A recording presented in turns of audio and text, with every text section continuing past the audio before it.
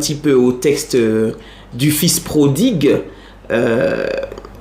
finalement, quand il est revenu, le fils prodigue, il est revenu à la maison. Son attitude a secoué son frère, c'était son frère aîné, il me semble. Voilà. Son attitude a secoué son frère aîné. Donc, heureusement qu'il a fait cette bêtise de dilapider son argent et de revenir, parce que le frère aîné, il a appris lui aussi une belle leçon. C'est quand son frère est revenu qu'il a appris qu'il disposait de tous les biens de la maison. Une chose dont il ne s'était jamais rendu compte avant que le fils prodigue ne parte dilapider les biens.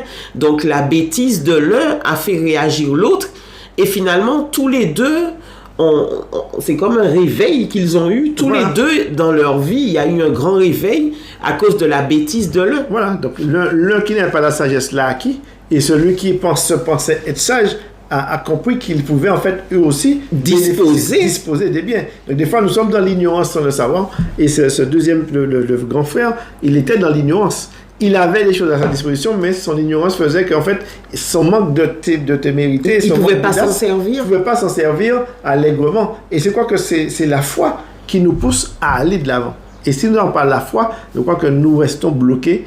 Et même si des fois nous avons la foi, mais des fois nous sommes timorés, nous restons bloqués parce que nous regardons souvent à l'autre. Parce que c'est ce qu'il a fait. Il a regardé à son frère qui a dépensé l'argent et alors qu'il était dans la maison, il pouvait tout bénéficier et il n'a rien fait. Il a été paresseux en fait.